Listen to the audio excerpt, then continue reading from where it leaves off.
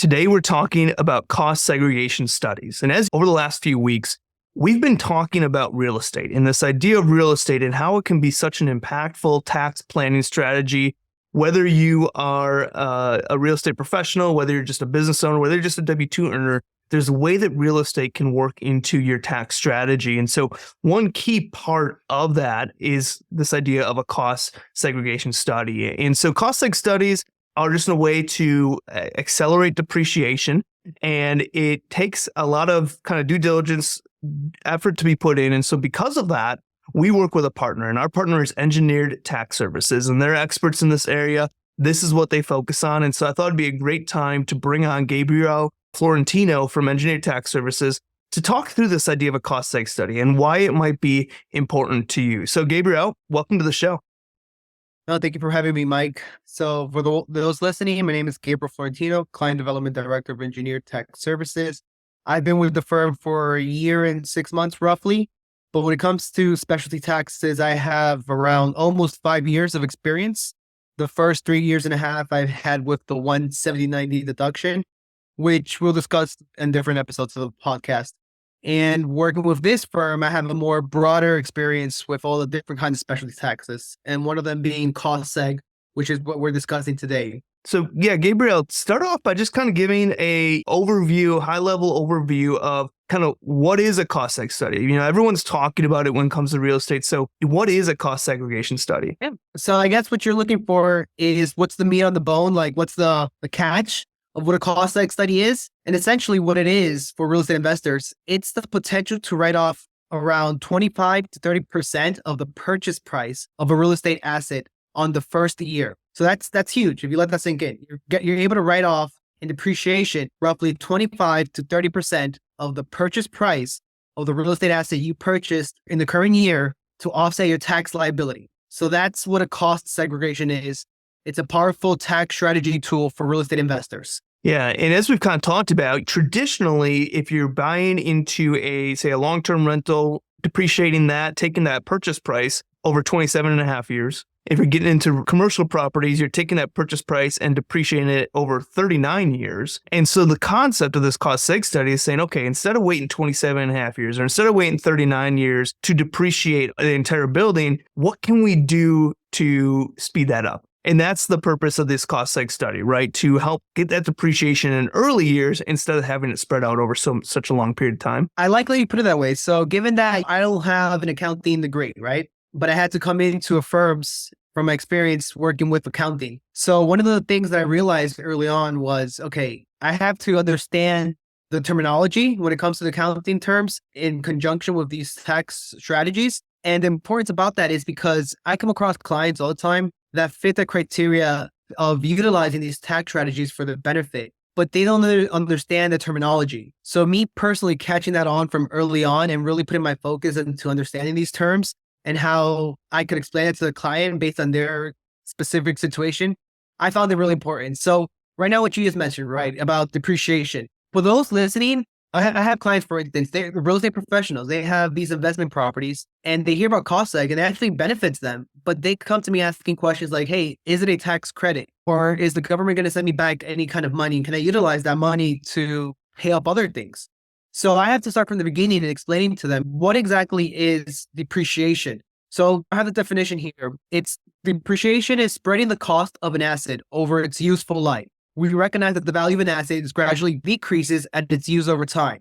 So here's an example, right? Like, let's say you're a company, and this is a small example, then we're going to jump into how this example fits into the real estate side. But a small example is if you're a company, right? And you purchase a computer that's $1,000. You get to write off that value of the computer over, let's say, 5 years. So instead of writing off the full $1,000 purchase that year that you purchased the computer, you write off, it depreciates over 5 years. The useful life of that computer, it's a 5-year depreciation. So you only get to write off $200 each year from $1,000 purchase for the next 5 years. So that depreciation comes off of your taxable income. So that's something I have to tell clients, like, this depreciation is going to be subtracted from the taxable income that you owe the government that you're going to be taxed on that year.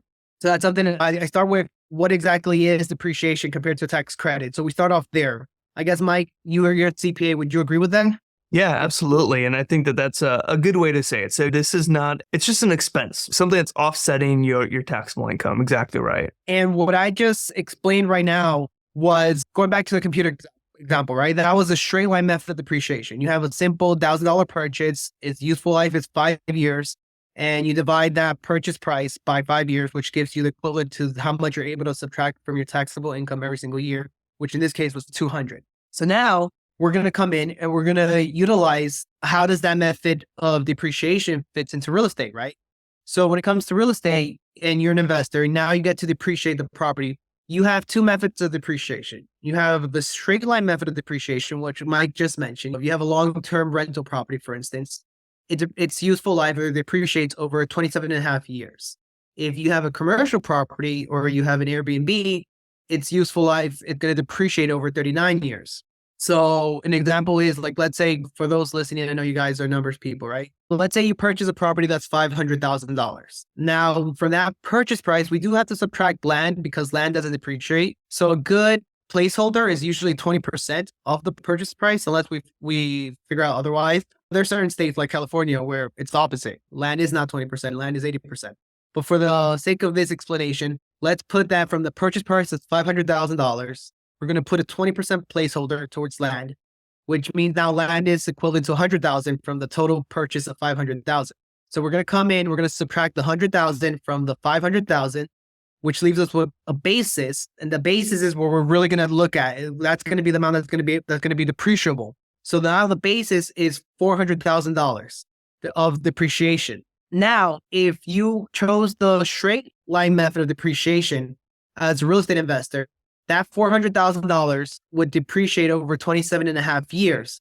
So meaning you will roughly have around $14,545 each year available to depreciate from that property. So, okay.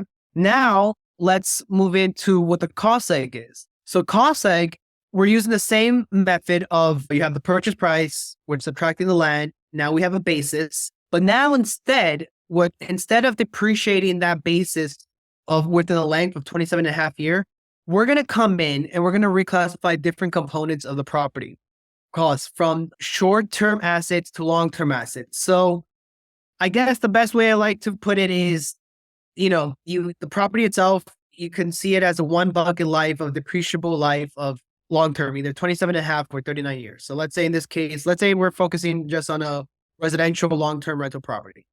That it has the entire house is in the bucket of depreciable life of 27 and a half years. But now cost seg is we're going to come in and we're going to look at every component that makes up a house. We're talking about the electrical wiring, plumbing, the flooring, the walls, the cabinets, the roof, every single component that makes up that property.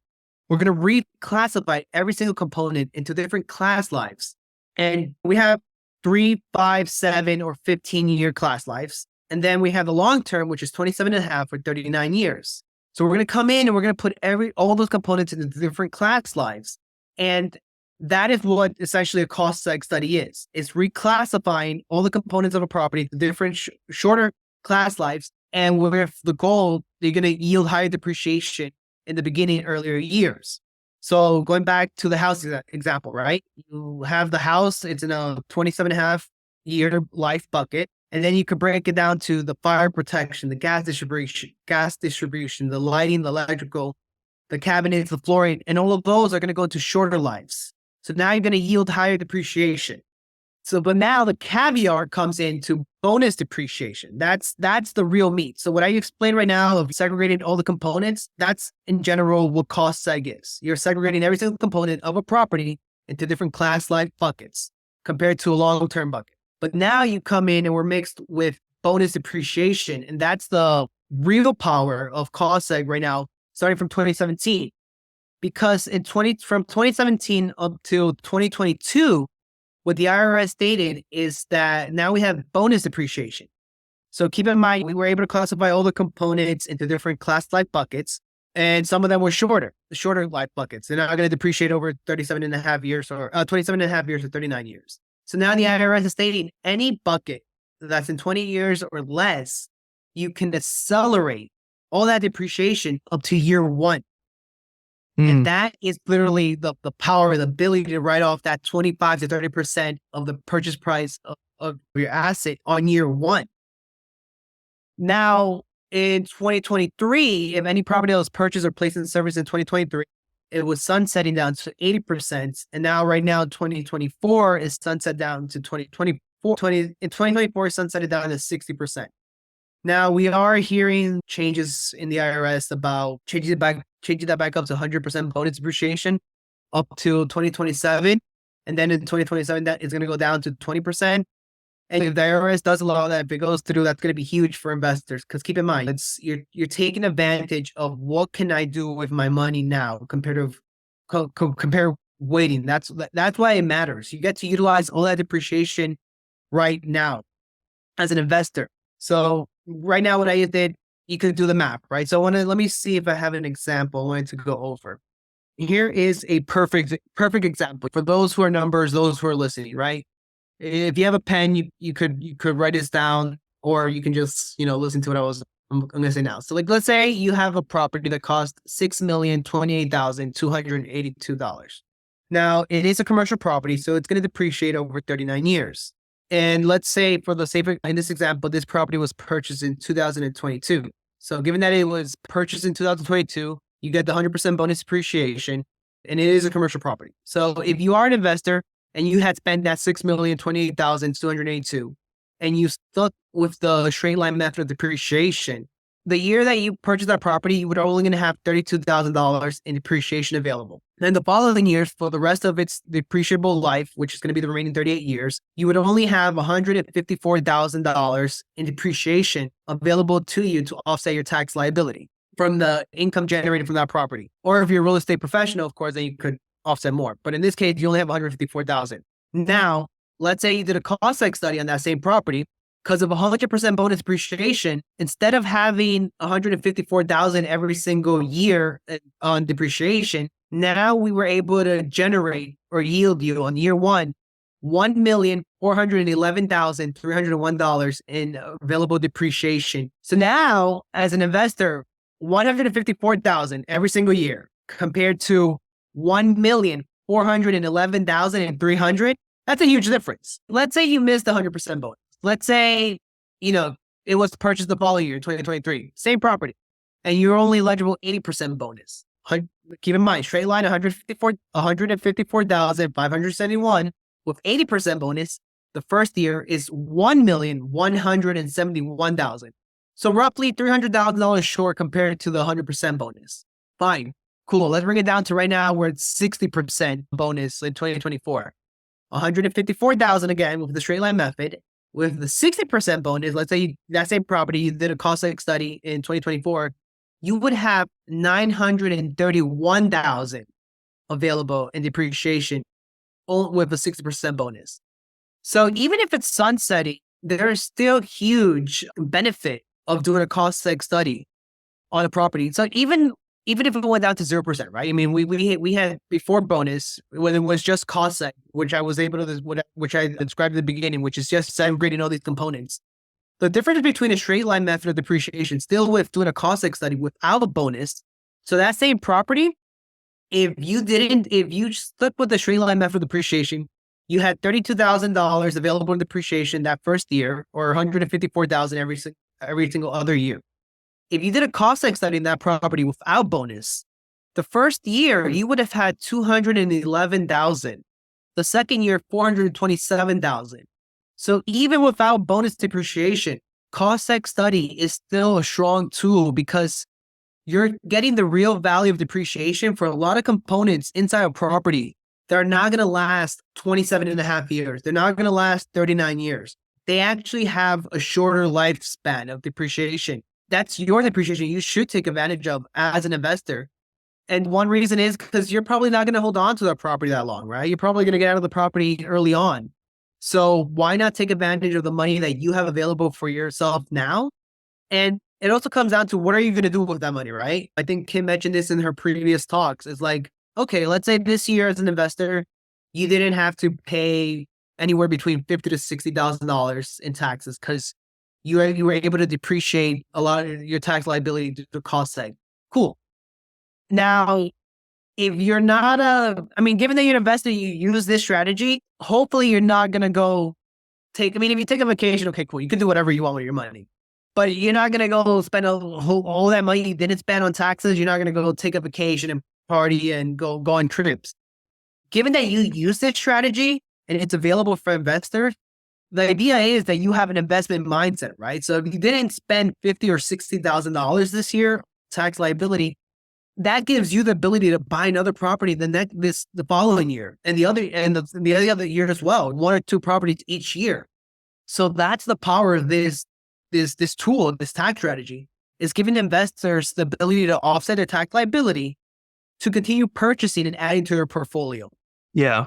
So I think the concept when we're looking at this cost seg study is that we're not creating expenses out of nowhere. So it's still at the end of the day, the same expense. It's just instead of spreading that expense over many years, we're taking a good portion of that expense in year one if we're doing bonus depreciation, or at a very minimal within the first couple of years of having that property. And I think so that was a great explanation. Basically, with a cost seg study, your team comes in, brings engineers in, and basically breaks down that building. So instead of saying, okay, this is just a building that we're going to depreciate over 27 and a half or 39 years, we're no longer saying it's just a building. We're saying, okay, it's got this type of flooring. It's got these pipes in it. It's got this electrical wiring. It's got this sink, this toilet, this shower, and taking all those different pieces and saying, okay, now we have a building, but we also have this electrical piece. We have this plumbing piece. We have this flooring. And that flooring, that electrical, that plumbing can be depreciated much quicker than 27 and a half or 39 years. So we're bringing them into different classes, which allows us to now use bonus depreciation and really accelerate that depreciation. We've talked a lot about cost seg study, and hopefully this has been a really good idea of, okay, how do we utilize a cost seg study? What is it? So, Gabriel, I just have a few questions to kind of give our audience a little bit of an idea, because again, we're not creating expenses that don't exist. We're just taking expenses, instead of taking it in year 39, 38, 37, we're taking in year 1, 2, and 3. So we're accelerating those expenses. What is the traditional cost of a cost seg study? And I know these kind of range widely, but if you're just looking from a kind of a rough range, what is someone looking to spend on a cost seg study? When it comes to single residential, what I'm used to seeing is anywhere between $2,500 to probably $4,000, and you're getting back roughly $60,000 to $70,000 in depreciation year one. So if we did the math real quick, what would be? So let's say the study cost $3,000 for this sake, right? The study was $3,000, which is a write-off, by the way. And we were able to accumulate you $80,000 in your single residential in year one in depreciation. So that $80,000 we multiply by your tax bracket. So let's multiply by the highest tax bracket of 35%, right? So you're looking at a cash value of $28,000. And that study just cost you $3,000. So you got a benefit of $25,000. So you pay Gabe, can you do the study for $3,000? You're going to give me a cash value benefit in depreciation of total $28,000, but let's subtract what you paid for the study. So $25,000. So $3,000 in exchange for $25,000. Like him, like say a penny for the dollars. That's the average cost for a single residential, between $2,500 to $4,000. We mostly are seeing, because it's based on three factors. It's based on the location of the property, the square feet, and the property type. Now, you have other properties, right? You have large commercial properties, you have hotels, and those take more in-depth study for the engineers to come out there and take their time really analyzing all the components of these larger properties compared to a house. Those studies they vary. The most that I've seen for a property is around $10,000, and the large multifamily property, and the client was yielding millions in depreciation. So when you're able to yield $1 million plus in depreciation, and you're only paying $10,000 up front, which again, it's a write-off, the value is there for what you're paying. Yeah. And we did a study analysis, and our prices for our full-blown engineer studies, they're actually very competitive in the market. There are other companies who are charging more. There are companies who are charging less. We're right there in the middle. We're competitive with what we're able to yield for our clients. Yeah, no, that makes sense. So yeah, and we also, just for those of you that know, we did a deep dive where we kind of took what we've talked about here and went even more in depth, giving some more examples as part of our Tax Elm train, one of our monthly group trainings on Tax Elm. So if you're interested in kind of learning more, if you're a Tax Elm member, check that out. If you're not a member of Tax Elm, definitely check that out as well. It's kind of where we take these strategies and we talk about here and dig even deeper to find out the relevance to you. So you can always catch us at taxelm, taxelm.com. But Gabriel, I just want to say thanks for coming on. This has been really helpful. We've been just finishing up a real estate series, and one part of this whole idea of utilizing real estate as a tax strategy, not only a building your wealth strategy, but what we focus, at least on our show, is this idea of tax savings and a tax strategy. A big piece of that real estate and tax strategy is this idea of a cost segregation study. And so I knew I wanted to bring you guys on to kind of talk about this. And as I mentioned, kind of Gabriel and Engineer Tax Services is our preferred vendor for cost seg studies. So if you want more information on them, definitely check out or reach out to us. We have their information, and the back end of Tax Elm is our partner. Reach out to us and we can get you connected with Gabriel and his team. So Gabriel, any kind of final words? And again, thank you for coming on. Final words. Anybody who's not doing flips. So cost seg is not really focused for individuals doing flips, but if you're holding on to any property for more than a year, and even if you're not an active investor, there are still benefits for passive investors. So if you're holding on to any investment property, look into doing a cost seg study. We do complementary benefit analysis. So at the end of the day, let's run the numbers with your CPA with Mike. We'll create the benefit analysis. We'll send it to you, have it a look over with Mike. And then you guys can see, okay, is this beneficial, especially given if I'm an active or passive investor? There's benefits for both. Just run the numbers and see what happens. Awesome. Well, thank you, Gabriel. And again, if you guys would like to get connected to Gabriel, let me know. Reach out to us. Reach out to our partner network within Tax Elm, and we'll get you connected with them. And like they mentioned, they will run a free study for you to kind of see what it would look like from a cost basis, as well as what the potential benefit would be for you as well. So, Gabriel, thanks for coming on. And for everyone that's listening, I will see you next week. This has been another episode of the Small Business Tax Savings Podcast. If you enjoy our weekly episodes, please leave a review and share with other business owners. You can find previous episodes and more information at www.taxsavingspodcast.com. Thanks for listening and have a great day.